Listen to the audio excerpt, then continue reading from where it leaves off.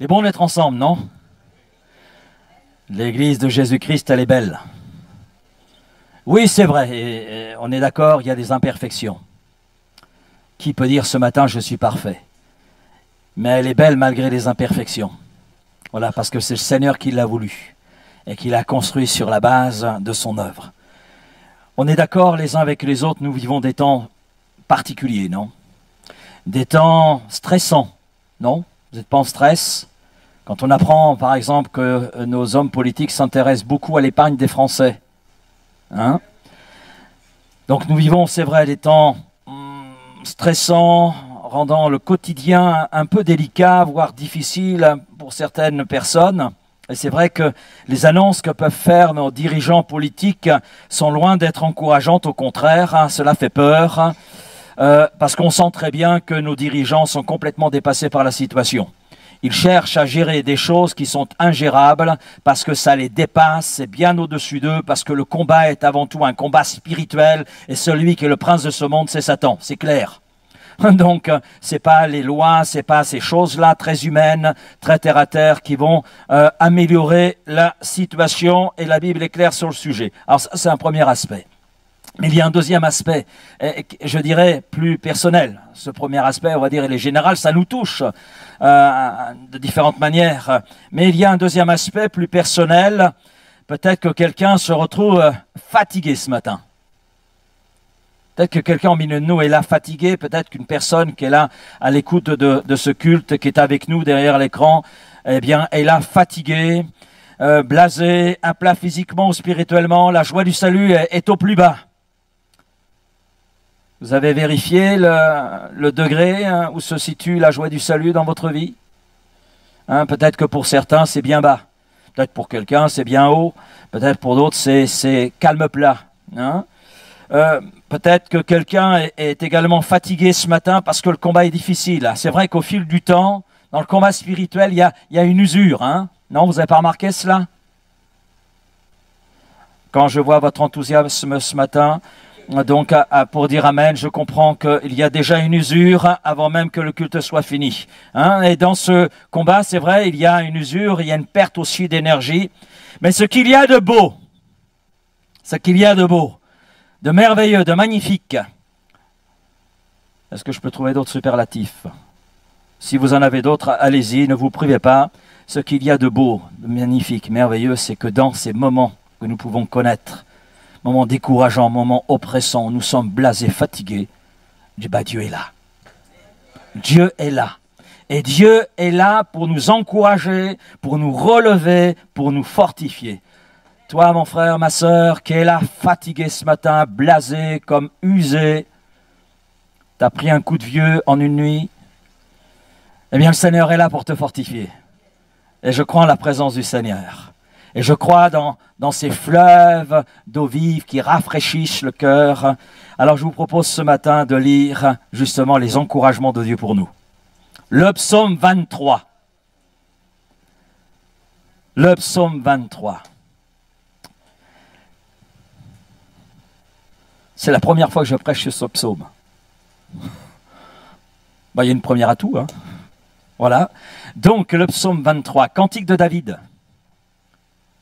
L'Éternel est mon berger, je ne manquerai de rien. Il me fait reposer dans de verts pâturages. Il me dirige près des eaux paisibles.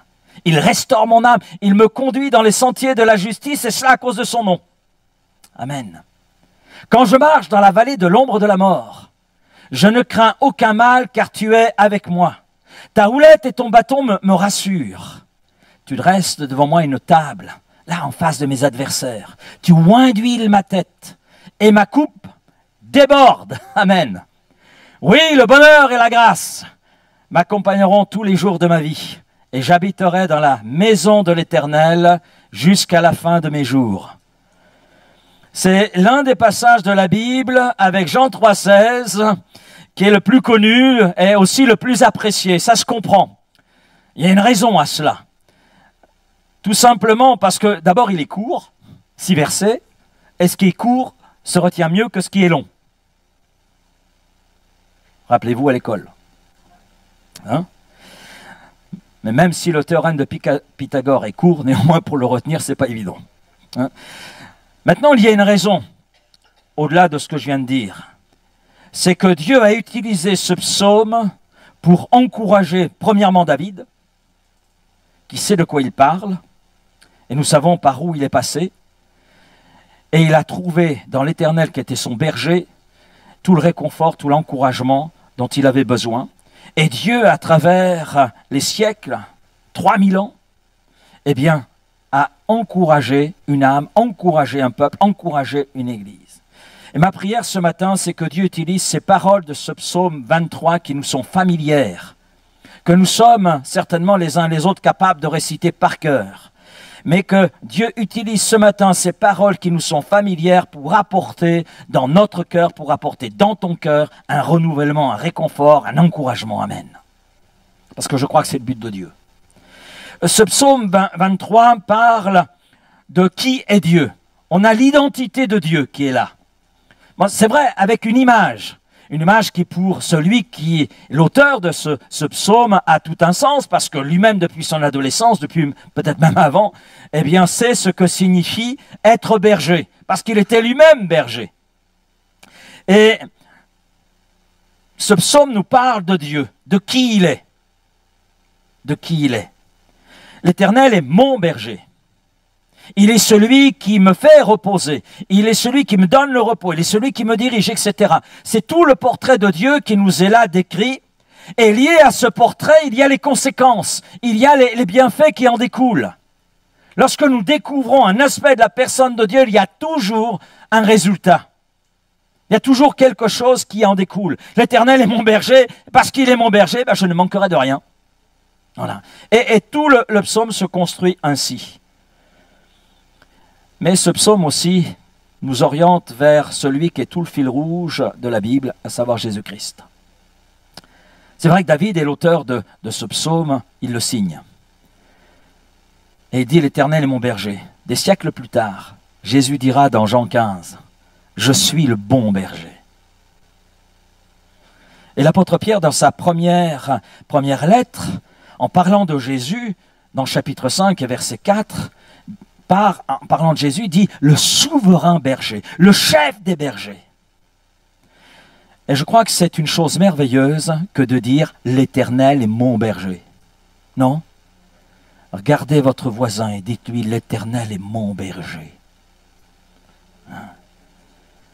Si cela est vrai dans ta vie, puisses-tu le dire à ton voisin, le confesser à ton voisin, le déclarer. Amen. En général, lorsque nous mangeons un bon plat, nous prenons le temps de le savourer, non? Nous prenons le temps. Hein? Nous le mangeons lentement afin d'en apprécier tout le goût, toute la saveur. Et ce psaume 23 est un plat délicieux, un plat d'une grande richesse, et nous allons le savourer ensemble. Voilà. Alors bien sûr, vous avez compris que ce matin, on va prendre qu'une partie de ce plat. On verra la suite dans l'avenir. Alors c'est vrai que c'est un psaume qui est court, 6 versets, comme je le disais, mais ce matin, nous allons nous arrêter juste sur ce premier verset. « L'Éternel est mon berger, je ne manquerai de rien. » Comme cela est écrit, donc, et je le redis, David, en décrivant l'Éternel ainsi, utilise une image qui lui est là familière. Il compare Dieu comme étant un berger. Et là, David sait de quoi il parle. C'est quelque chose qui lui parle, c'est quelque chose qui lui est vraiment familier. J'allais dire, c'est quelque chose même qui lui colle à la peau, parce qu'il sait ce que signifie ce terme berger. Il connaît les responsabilités, il connaît aussi les conséquences, il sait tout cela, puisqu'il est berger depuis son enfance. Il a gardé les troupeaux de son père. Et on aura l'occasion, au fil du temps, de voir certaines choses par rapport à cela. Mais je dirais que la première chose que ce psaume met en évidence, c'est que nous avons besoin d'un berger. Nous avons besoin d'un berger. Et Dieu seul est le berger légitime. Et il est le berger légitime pour deux raisons majeures. La première raison, c'est parce qu'il est notre Créateur. Avant que nous naissions, il nous désirait. Eh oui, avant que j'apparaisse devant vous, Dieu me désirait. Amen. Soyez pas jaloux, c'est la même chose pour vous. Dieu nous désirait. C'est Dieu qui nous a voulu. C'est Dieu qui nous a conçus de toute éternité. Avant que nous soyons nés, Dieu nous connaissait. Avant même que nos parents nous connaissent, Dieu nous connaissait. Dieu nous a voulu dans son cœur. Moi, je trouve ça quelque chose d'extraordinaire. Nous n'appartenons pas au hasard. Non, nous sommes le résultat de ce que Dieu, dans son cœur, a voulu et conçu. Et nous sommes là, pas par hasard, nous sommes là pour être en relation avec notre Créateur. Oui, pourquoi nous a-t-il voulu? La raison est simple, pour que nous le connaissions. Et pour que nous lui donnions la direction de notre vie et que nous puissions goûter à tous ces bienfaits qui se renouvellent chaque matin. Alors bien sûr, entre-temps, il y a eu un événement qui a tout bousculé, un événement qui a détruit cette relation avec notre Créateur. C'est la chute d'Adam et Ève, cette rébellion, cette désobéissance. Le péché a fait son entrée dans cette humanité. Et le péché a fait de nous des brebis sans berger, des brebis errantes dans un monde de loups. Dans un monde de loups. Et la particularité de la brebis, je ne suis pas un expert en la matière, donc je me suis renseigné. Donc je n'ai pas gardé de brebis, moi j'ai gardé des vaches. Donc ce n'est pas tout à fait le même gabarit. Alors ce n'est pas la même chose du tout. Et la particularité de la brebis, c'est que seule, elle est vulnérable, incapable de se défendre. C'est la particularité de la brebis. Elle est incapable de se défendre. Elle a besoin d'un berger. Et il suffit de regarder ce que nous étions avant de connaître l'Éternel Dieu. De faire de l'Éternel notre berger. Il suffit de regarder notre monde et de voir dans quel état il se trouve pour comprendre que Dieu n'est pas le berger. Que Dieu est exclu. On voit notre monde tourner en rond, mais elle est à sa perte avec certitude. Il va tout droit dans le mur. Et puis on a un exemple, c'est Caïn qui vient de tuer son frère Abel. Il y a le jugement de Dieu qui apparaît. Et dans Genèse 4, verset 14, Caïn dit, « Voici, tu me chasses aujourd'hui de cette terre. Je serai caché loin de ta face. Je serai errant et vagabond sur la terre. Je serai errant et vagabond. Et quiconque me trouvera me tuera. » Caïn réalise que sa rébellion, sa désobéissance, son péché l'éloigne de Dieu. Et il va se retrouver errant, vagabond. Ça, il le comprend, il est en train de le saisir. Il est en train de le vivre. Et il est conscient qu'il va devenir vulnérable, sans défense. C'est la condition de l'homme sans Dieu et demeurant dans son péché. Et nous étions de ce nombre, comme l'a écrit le prophète Ésaïe, au chapitre 53, verset 6, nous étions tous errants comme des brebis. Chacun suivait sa propre voie. C'était votre portrait, c'était le mien. Avant que nous découvrions le seul lion Jésus-Christ. Avant que nous découvrions le bon berger et ce qu'il a fait pour nous. Nous étions sans but, sans espérance, avec une finalité certaine, la mort éternelle, c'est-à-dire être privés à tout jamais de cette présence divine. En Matthieu 9, nous lisons ces paroles. Jésus, voyant la foule, il fut ému de compassion pour elle. Parce qu'elle était languissante, c'est-à-dire lasse. C'était une foule écorchée, blessée, mutilée et abattue, c'est-à-dire jetée à terre, laissée pour compte, comme des brebis qui n'ont point de berger, c'est-à-dire dans une situation désespérée, sans soins, sans nourriture, qui puisse rassasier véritablement. Comme disait, et c'était cité ce matin, Jésus à la Samaritaine, tu peux boire de l'eau de ce puits, mais tu auras toujours soif. Mais l'eau que je peux te donner, et que je veux te donner, rassasiera ton âme. Amen. La deuxième raison pour laquelle Dieu est le berger légitime, c'est très simple, c'est qu'il est venu au milieu de nous en la personne de Jésus-Christ, qui est le souverain berger. Ce que l'apôtre Pierre confesse dans sa première épître, au chapitre 5, verset 4. Bien que Dieu ait le droit de nous posséder parce qu'il nous a créés, Oui, il est notre créateur. Nous ne sommes pas le fruit du hasard, ne le pensez pas. Si vous le pensez, vous êtes dans l'erreur. C'est Dieu qui vous a voulu. Mais Dieu nous a donné le choix de la liberté. Et nous l'avons tous quitté. Tous quitté. Nous avons choisi le péché et nous ne l'avons pas aimé comme nous aurions dû l'aimer. Et en réponse, l'Éternel, le berger, le bon berger, a choisi d'envoyer son propre fils à notre recherche pour nous trouver. Amen. Et pour nous racheter au prix d'un terrible sacrifice, celui de sa propre vie. Et quand Jésus est venu dans le monde, il a dit, Jean 10, je reviens à Jean 10, je suis le bon berger donne sa vie pour ses brebis, c'est ce que Jésus a fait. Verset 15, comme le Père me connaît et comme je connais le Père, je donne ma vie pour mes brebis. Verset 28, toujours du même chapitre, je leur donne la vie éternelle et elles ne périront jamais et personne ne les ravira de ma main. Dans le don de Jésus sur la croix, nous avons le pardon et la vie éternelle. Et nous nous plaçons sous la protection de l'Éternel, qui devient alors notre berger, en raison de la foi que nous plaçons dans la personne et l'œuvre de Jésus-Christ. L'apôtre Pierre traduit les choses en ces termes, vous étiez comme des brebis errantes, mais maintenant, et j'aime beaucoup l'expression qu'il utilise, maintenant vous êtes retournés. Retourner, ça veut dire, vous êtes revenus, vous êtes passé par cette conviction de péché, vous êtes passé par la repentance, et vous voici retournés vers le pasteur, c'est-à-dire le berger, et le gardien de vos âmes. Amen. L'Éternel est mon berger. Oh, c'est des mots que l'on prononce souvent, des mots qui sont familiers, mais quelquefois, avec les choses qui sont trop familières, on perd la réalité de ce que ça veut dire. On perd le sens profond et le sens pratique de ce que cela signifie. Alors, l'Éternel est mon berger, on aime le dire, je crois même qu'on le chante. Hein? Mais qu'est-ce que ça signifie réellement? Réellement. Seigneur est mon berger, c'est premièrement une expression de dépendance.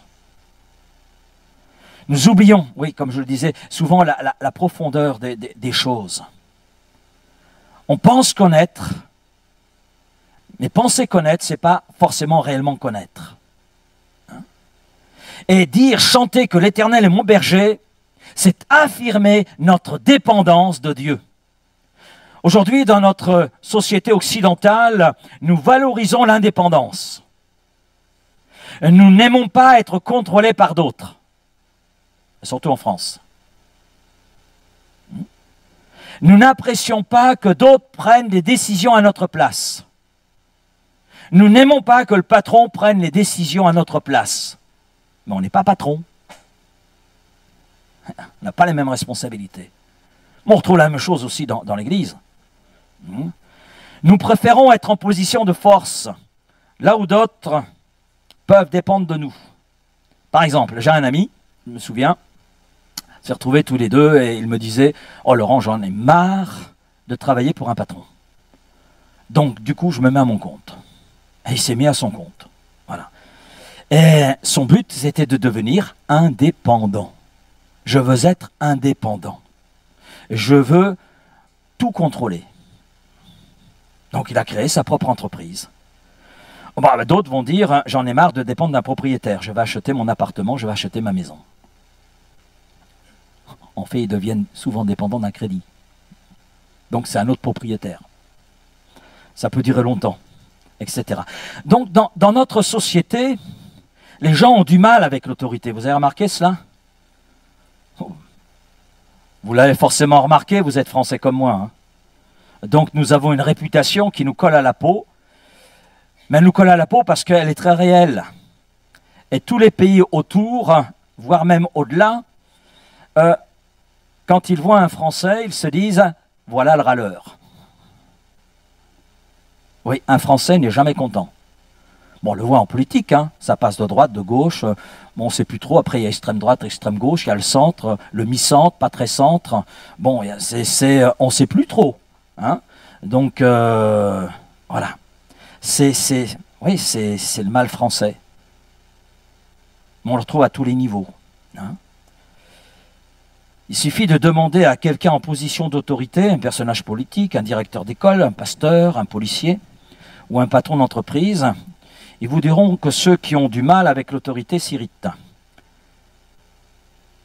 Oui, les ouvriers râlent après leur patron, les patrons râlent après le ministre du Travail.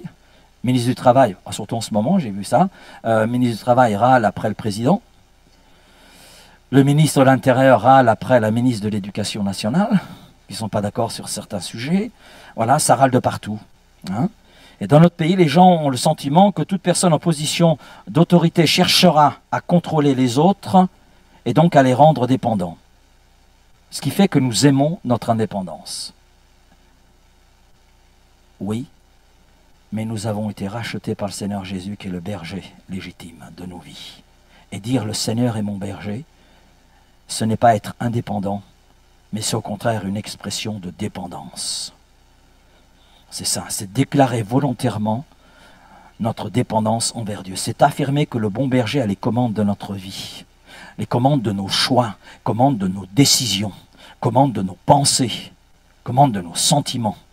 Est-ce vrai dans notre vie? Lorsque nous déclarons « L'Éternel est mon berger », nous disons que personne n'est mieux placé que Dieu lui-même pour nous aider. Est-ce vrai dans ta vie?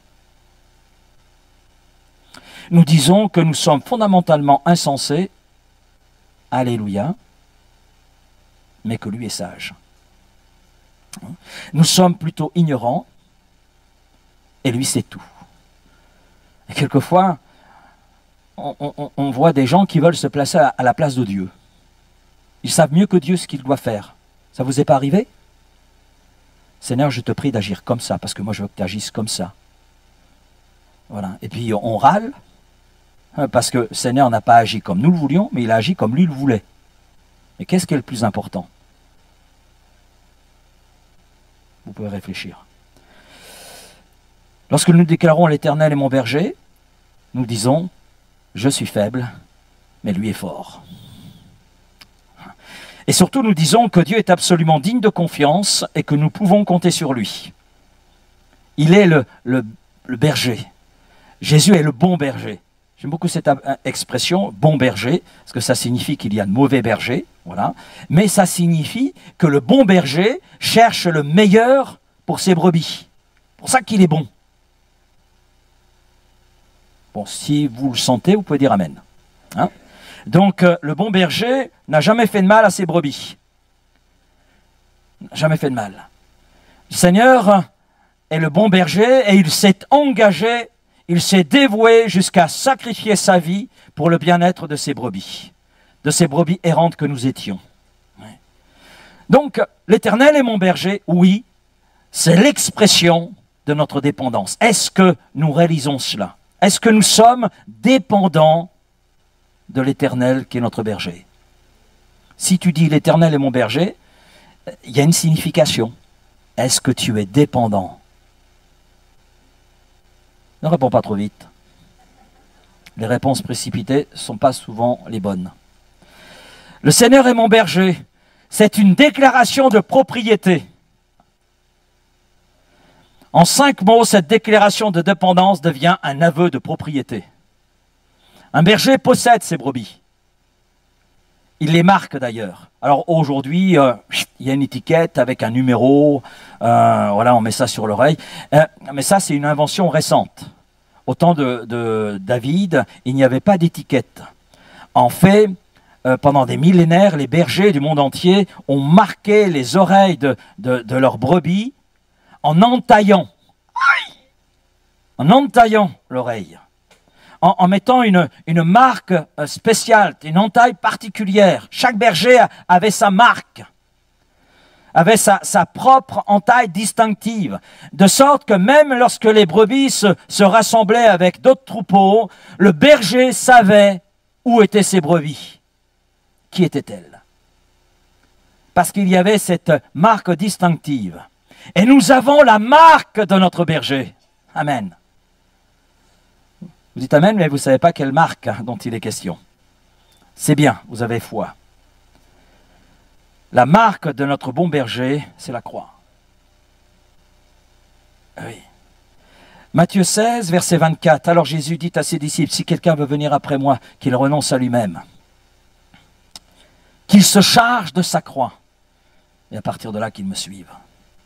Luc 14, 27. Et quiconque ne porte pas sa croix et ne me suit pas, ne peut être mon disciple. Quiconque ne porte pas sa croix. Notre marque, c'est la croix. Et porter la croix et suivre Jésus implique être prêt à mourir. Ah non, là, pasteur, vous en demandez un peu trop. C'est ce qu'on appelle la mort à soi-même. C'est un appel à s'abandonner entièrement entre les mains du bon berger.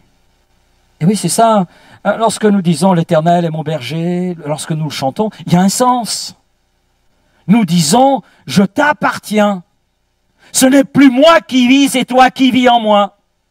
Donc à partir de là, tu fais ce que tu veux de ma vie. Alors là, je vous ai perdu, il n'y a plus d'amène du tout. Nous pensons bien souvent que Dieu existe pour notre bien. Mais nous nous trompons, nous nous fourvoyons même. Il nous faut comprendre que Dieu nous a créés pour son bien à lui. Oui. Pour lui, il nous a créés. Vous allez dire, mais c'est égoïste? Non. Parce que la meilleure place qui soit, c'est auprès de Dieu. C'est auprès de Dieu. C'est lui qui nous donne une identité.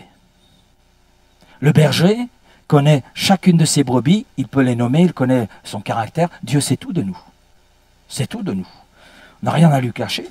Et Dieu a le droit de nous posséder parce qu'il est notre créateur. Dieu est en droit de nous posséder parce qu'il a payé le prix fort à travers son Fils Jésus-Christ. C'est un prix fort. Je dirais même que c'est un prix scandaleux. Supérieur à notre valeur marchande. Combien ça vaut une brebis? Bon, une valeur certaine.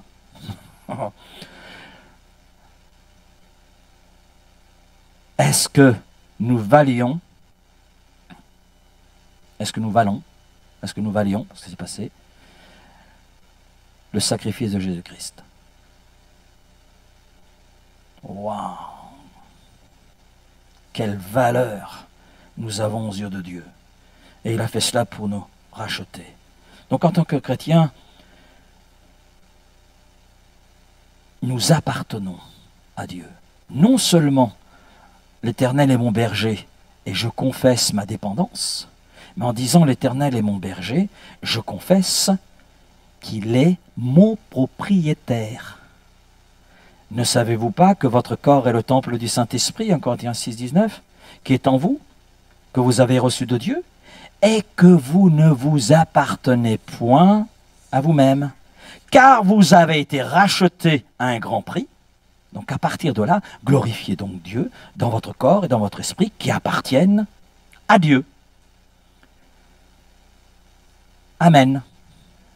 Je suis la propriété de Dieu. Si je confesse que l'Éternel est mon berger, je ne m'appartiens plus. Laurent, tu n'es pas propriétaire de ta vie. Si tu confesses que l'Éternel est ton berger, c'est lui le propriétaire. Donc, un propriétaire fait ce qu'il veut de ses brebis. Non?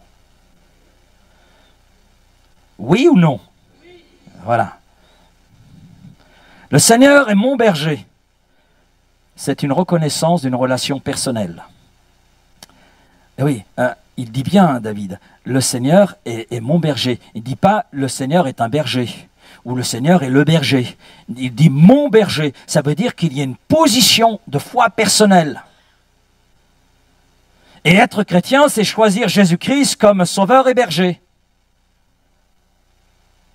Qui au milieu de nous a été forcé à se donner à Christ? Bon, ok, on est d'accord. Hein, voilà. En tout cas, une chose est certaine, c'est que les derniers baptisés n'ont pas été forcés par leur pasteur. Voilà. C'est un choix. Ils ont choisi Jésus-Christ comme sauveur et berger, en toute conscience. Et être chrétien, c'est choisir délibérément de devenir l'une des brebis de Dieu et d'entretenir avec celui qui est le berger légitime, une relation personnelle. Ce pronom possessif « mon » est très important. Il marque l'intimité qu'il y a entre le berger et sa brebis. Et Christ est mon berger. Je suis sien. En raison de la foi qui est la mienne, du choix qui a été le mien. Et à partir de là, je suis uni à lui. Étant uni à lui, donc je suis là dans une relation personnelle et intime, parce qu'il est mon berger, il est ma propriété, et je dépends de lui. Parce que sans lui, je suis vulnérable. Et Jésus le dit d'ailleurs à ses disciples, sans moi, vous ne pouvez rien faire. Et une brebis sans berger se fera dévorer par le premier ennemi qui va passer, parce qu'elle est sans défense. Jean 10, 14, je suis le bon berger, je connais mes brebis et elles me connaissent. Et comme le Père me connaît, comme je connais le Père, eh bien je donne ma vie pour mes brebis. David avait compris cela.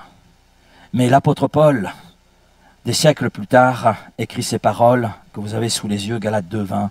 J'ai été crucifié avec Christ. Donc la marque de la croix. Et si je vis, ce n'est plus moi qui vis, c'est Christ qui vit en moi. En d'autres termes, il est mon propriétaire. C'est lui qui décide pour ma vie, pour la direction de ma vie, pour les choix. Et si je vis maintenant dans la chair, je vis dans la foi au Fils de Dieu. Donc dans une relation de confiance avec celui qui est mon berger. Je vis dans la foi au Fils de Dieu qui m'a aimé et qui s'est livré lui-même pour moi. Donc on voit que l'apôtre Paul avait très bien compris les choses. Amen.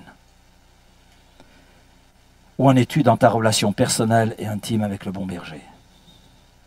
Je peux répondre pour moi, je ne peux pas répondre pour vous.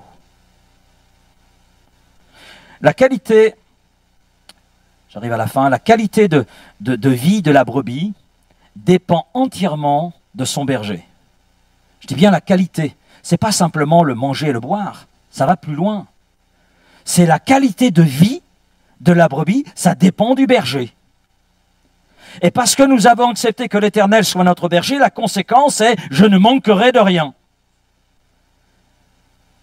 Oui, parce que si l'Éternel est mon berger, je ne m'appartiens plus, mais j'appartiens à un propriétaire qui sait mieux que moi, parce que je lui fais confiance, il sait mieux que moi quel est le besoin qui est le mien.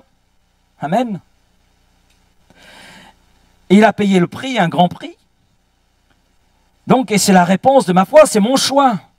J'ai fait de l'Éternel mon berger. C'est mon choix, c'est ma décision.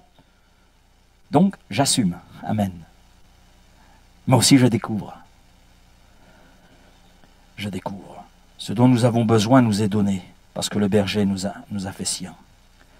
C'est étant donné pour nous racheter un grand prix, nous pouvons être sûrs qu'il nous donnera tout ce dont nous avons besoin. Et l'apôtre Paul le dit, Romains 8, verset 32, « Lui qui n'a point épargné son propre Fils, mais qui l'a livré pour nous tous, comment ne nous donnera-t-il pas aussi toutes choses avec lui ?» Amen. Et l'apôtre Paul ajoute en Colossiens 2, 10, « Vous avez tout pleinement en Christ, qui est le chef de toute domination et de toute autorité. » Et ce qui est beau, c'est que cette expression « je ne manquerai de rien », souvent on le joint à ce qui est matériel, ce qui est physique, mais ça va au-delà. En fait, cette expression « je ne manquerai de rien » met en évidence la provision illimitée de celui qui est le berger, l'Éternel. Est-ce que vous connaissez le compte en banque de l'Éternel? Est-ce que vous avez vu ces hangars? Si les bienfaits de l'Éternel se renouvellent chaque matin en notre faveur, ça veut dire que sa provision est illimitée. Illimitée. Amen. Ses fleuves d'eau vive sont illimités. Alléluia. Amen. Et ce qui est beau, c'est que non seulement le bon berger nous a amenés à cette vie nouvelle, mais il soutient cette vie nouvelle. Malgré tous nos doutes, nos peurs, malgré toutes nos questions sans réponse, malgré nos péchés, nos manquements, le Seigneur est toujours notre berger. Et il est celui qui pourvoit encore. Le berger vit avec ses brebis, elles sont le centre constant de ses soins et de son attention. Tu es ce matin le centre de l'attention de l'Éternel qui est ton berger. tu es au centre de ses soins. Si l'Éternel est ton berger, tu es au centre de ses soins et il est celui qui ce matin veut répondre aux besoins qui est le tien. Tu es lassé, tu es fatigué, quelle que soit ta situation, quel que soit ton besoin. Les provisions illimitées de Dieu, elles sont pour toi. Amen. Nous appartenons au troupeau de Dieu et nous pouvons dire avec confiance, le Seigneur est mon berger et parce qu'il est mon berger, je ne manquerai de rien. Et ça, c'est la logique de la foi. La logique de la foi. Et nous voulons rentrer dans cette logique. Amen. Donc c'est une chose merveilleuse d'être entièrement possédé par le Fils de Dieu. Parce que lorsque l'Éternel est notre berger, amen, nous avons tout ce dont nous avons besoin. Et la provision de l'Éternel est illimitée. Amen. Merci Père pour ta parole ce matin, abordée très simplement. Et Seigneur, il y a tellement de choses à dire rien que sur ce verset, tellement de choses à découvrir. Mais Seigneur, merci pour ce que, Seigneur, tu veux nous dire ce matin et aide-nous à vraiment saisir le sens pour notre vie, le sens pratique, le sens concret, le sens profond, oui, de ce que signifie cette expression « l'Éternel est mon berger ». Oui, aide-nous les uns les autres, Seigneur, à pouvoir rentrer dans cette compréhension, à vivre et demeurer en cela. Oui, Seigneur. Et merci, parce que tu es l'Éternel, notre berger. Et à partir de là, nous avons, oui, Seigneur, cette entrée dans ces provisions illimitées de ta grâce, de tes bienfaits, de ton amour. Seigneur, comment devant tout cela ne pas te bénir? Comment devant tout cela ne pas te glorifier? Oui, Seigneur, combien il nous est bon de t'appartenir. Et nous voulons te le dire ce matin, je veux te le dire ce matin. Combien il est bon de t'appartenir, combien il est bon de dépendre de toi, même si on ne comprend pas tout. Combien il est bon de nous en remettre à toi, de savoir que tu es notre propriétaire et que quoi qu'il arrive, de toute façon, rien n'arrive sans que tu le permettes, sans que tu l'autorises et sans que tu demeures au contrôle. Oui, l'Éternel est mon berger. Ça veut dire que tu as le contrôle sur tout ce qui concerne tes brebis, ceux qui se confient en toi. Et je te dis Amen, Père. Amen. Amen.